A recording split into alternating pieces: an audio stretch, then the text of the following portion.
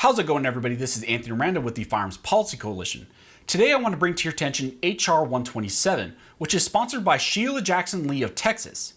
This bill seeks to comprehensively infringe on our Second Amendment rights by mandating registration of all firearms, requiring a federal license to possess firearms and ammunition, and by banning specific types of ammunition and magazines as well. The first thing this ludicrous bill attempts to do is establish a nationwide firearm registry, which is currently prohibited under federal law. Gun owners would be required to report the make, model, serial number, date of purchase, and even where the firearms are stored to a registry maintained by the federal government within 3 months of the bill becoming law. This isn't only limited to future purchases, but for firearms also possessed prior to the bill's enactment. Not only is the registration information available to law enforcement, but also the bill would make the same information available to the public.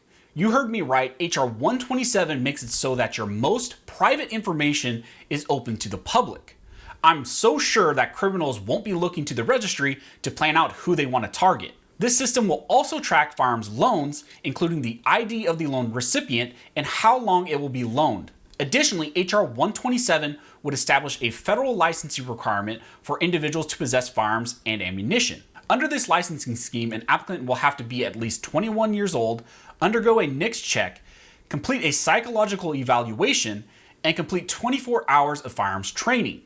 On top of all of that, you will also be required to pay $800 to the government for firearms insurance. This licensing scheme changes owning a firearm from a right into a privilege, and a privilege that now disenfranchises the poor and makes means to self-defense unattainable to them.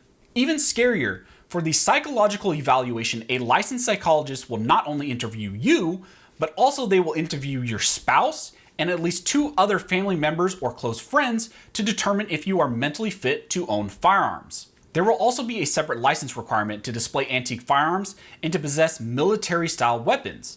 The bill defines these military-style weapons in a similar manner to those which are considered assault weapons in states like California and New Jersey.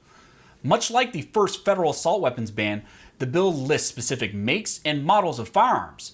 Additionally, certain styles of firearms that have 2 or more offending features like adjustable stocks, pistol grips, or flash hiders are also targeted. To possess those military-style weapons under the bill, you will have to undergo 24 hours of safety and live fire training and also possess the general license as a prerequisite to obtain the military-style weapon license. Finally, H.R. 127 would also criminalize and ban the possession of large capacity magazines, or simply magazines that hold more than 10 rounds, and ammunition that is 50 caliber or greater.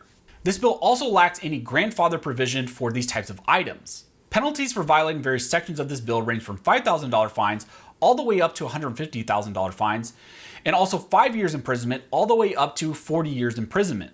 H.R. 127 is absolute trash and shows a blatant disregard for the constitutional right to keep and bear arms. Equally egregious is Sheila Jackson Lee's disregard for the poor to exercise their natural right to self-defense. Sure seems like she wants to make it next to impossible for them to exercise their right to self-defense. As you've seen, the bill also places excessive monetary and criminal penalties on non-compliance. With an anti-gun majority in Congress and Joe "Two Blast" Biden as president, we need you to help fight back. Head on over to fighthr127.com and let your elected officials know that you don't agree with this bill. Once again, this is Anthony Miranda with Firearms Policy Coalition. I'll see you guys next time.